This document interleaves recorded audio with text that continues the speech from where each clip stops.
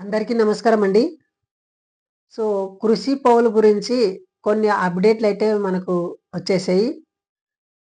అదేమిటంటే ఆహ్, కృషి పౌలు గారిని ఫోను చేసి అడిగారు. క్రీస్తు విజయం ఛానల్ వారు. అడిగినప్పుడు ఆయన చెప్పిన సమాధానం ఏమిటంటే, సో, నేను చెప్తానండి ముఖ్యంగా వీడియోని ఫస్ట్ నుండి లాస్ట్ వరకు చూడండి. అప్పుడు మీకు క్లుప్తంగా అర్థమవుతుంటది. దయచేసి ఎవరు గూడా మధ్యలో స్కిప్ జేయకండి. మనము సరైన ఇన్ఫర్మేషన్ దెలుసుకోవాలె. సత్యాన్వేషణలో ఉండాలె. నిజాయితీగా ఉండాలె. చూడండి, మనసుకొచ్చినట్లు ఇటు పడితే ఎక్కడ పడితే అక్కడ వెళ్ళకూడదు. క్రైస్తవులందరూ చాలా ఉత్సాహంతో ఉన్నారు. తప్పిపోయిన గొర్రె తిరిగి మా వద్దకు వచ్చేయంటనని ఒక సంబరపడుతున్నారు.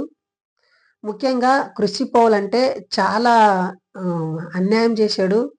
అదేం చేశాడంటే ఒక జనాల్ని నమ్మించాడు. నమ్మించి మోసం చేశాడు. చూడండి, ఇది నమ్మక ద్రోహం అంటాడు. అతని మళ్ళీ ఎప్పుడు గూడా హిందుత్వం మన క్రిస్టియానిటీ గూడా ఎప్పుడైనా ఆయన జంప్ అయిపోవచ్చు. చూడండి, అతను స్టార్టింగ్ నుండే ఒక స్టాండ్ మీద నిలబడడం లేదు. మాకేం బాధ లేదు. ఆయన వెళ్ళిపోయినా గానన్నా మాకేం బాధ లేదు. కానీ ఆయన శివశక్తి అనే ఒక ఆఫీస్‌కి వచ్చి, శివశక్తిని కరుణాకర్ అన్నతో వచ్చి, అతన్ని ఒప్పించి మళ్ళీ ఎళ్ళిపోయాడు. అంటే ఇప్పుడు మేము గూడా శివశక్తికి ఎప్పుడైనా కలవాలనుకుంటే మమ్మల్ని ఎలా ఆహ్వానిస్తారు? చూడండి, మేము గూడా ఒకప్పుడు క్రిస్టియానిటీలో ఉంటిమి. నిజం దెలుసుకొని, వాస్తవం దెలుసుకొని మేము బయటికొచ్చినాం. కానీ మాకు గూడా ఒక బాట లేకుండా చేశాడాయన. ఇప్పుడు ఎలా నమ్ముతాడు? చూడండి, ఒక వ్యక్తిని నమ్మినామంటే ఆ వ్యక్తి ఒక నమ్మక ద్రోహం చేయరాదు. ఏమని చెప్పినామంటే ఆ ఒక స్టాండ్ మీద నిలబడాలి. ఇప్పుడు ఎవరిని నమ్మాలో, ఎవరిని నమ్మరాదో అనే ఒక కన్‌ఫ్యూజన్‌కి తీసుకొచ్చాడు ఈ కృషి పౌలు. ఇప్పుడు మాకు శివశక్తికి వెళ్ళాలని ఉంది. మేము గూడా సాక్ష్యం చెప్పుకోవాలని ఉంది. మమ్మల్ని పిలుచుకుంటాడాయన. గతంలో ఒక ఆయనను కృషి పౌలైన ఆయనని పిలుచుకొని, మనము మళ్ళీ తిరిగి వెనుకకేయండు అంటేనని అనుకుంటాడు. ఎవరిని మోసం చేశారంటే, ఈ కృషి పౌలు ఎవరిని మోసం చేశాడంటే, చాలా పెద్ద శివశక్తి. అంటే ఆయన మాకు ఆత్మీయ తండ్రిగా భావిస్తాం. శివశక్తి కరుణాకర్ అన్న. ఆయన ద్వారా మేము నిజం తెలుసుకున్నాము. ఆయన ద్వారా మేము వెలిగింపబడ్డాము.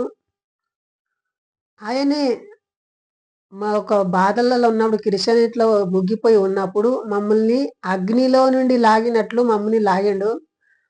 అలాంటి వారిని మోసం చేయాలని ఎలా అనిపించిందో మరి.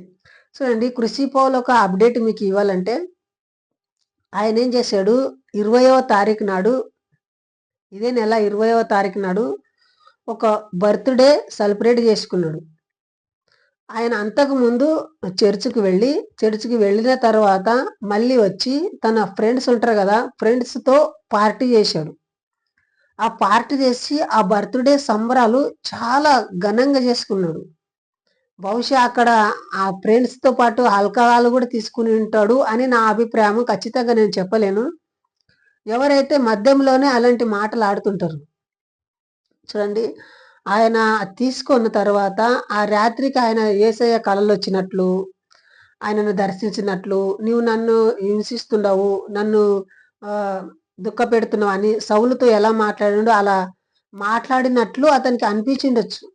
ఆ ఒక బాధలో అతని ఉన్నాడు. ఇప్పుడు ప్రస్తుతం అతను ఎలా ఉన్నాడంటే, ఎటు తోచక ఉన్నాడు. ఇక్కడ చూడాలనా, అక్కడ చూడాలనా, ఇటు చూడాలనా, ఇటు చూడాలనా, ఇరుపక్కలన. ఎవరు గూడా నమ్మలేని పరిస్థితి ఈ కృషి పౌలుది ఉన్నది. సో, దయచేసి ఆలోచించండి. క్రైస్తవ సోదరులు గూడా చాలా ఉల్లాసపడుతున్నాడు. తప్పిపోయిన గొర్రె మళ్ళీ దొరికి అంటున్నారు. మీరు సంబరపడండి. మాకేమీ ఇది లేదు. మాకేం నొప్పి లేదు.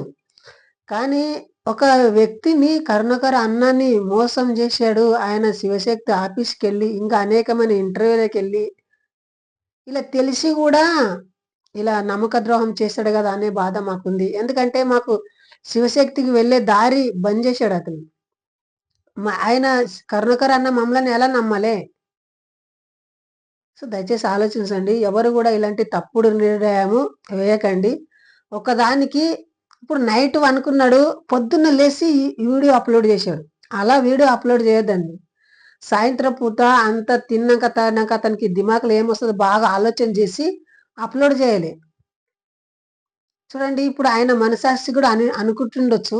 అరే! నేను ఊరికేనే చెప్తి గదా! అంటే అనుకుంటుండొచ్చు. దయచేసి ఆలోచించండి. ఇలాంటి వారి కోసము క్రైస్తవులైనా సరే, హిందువులైనా సరే అందరూ గూడా జాగ్రత్తగా ఉండి సో, ఎవ్వరిని ఎదుటి వ్యక్తిని నమ్మక ద్రోహం చేయకుండా, ఎదుటి వ్యక్తిని మోసం జేయకుండా, మనం భారతీయులం ఉన్నామంటే భారతదేశ గౌరవించుకుంటూ, భారతదేశ కట్టడల్ని మనం గౌరవించుకుంటూ, క్రైస్తవులు, హిందువులు అనే తేడా లేకుండా ఒకరినొకరము గౌరవంతో ఉందముర్రి. క్రైస్తవులు క్రైస్తవులుగానే ఉండండి. హిందువులు హిందువులా ఉండండి. ఈ సముద్రంలో చేపల్లాగా ఇటు నుండి అటు, అటు నుండి ఇటు ఎళ్లి సమాజానికి చెడ్డ పేరు ఎందుకు తెస్తున్నారో నాకు అర్థం కాలేదండి. సో, ముఖ్యంగా నేను చెప్పవలసిన విషయము ఇంతటితో ముగిస్తున్నా. జై హింద్! వందే మాతరం!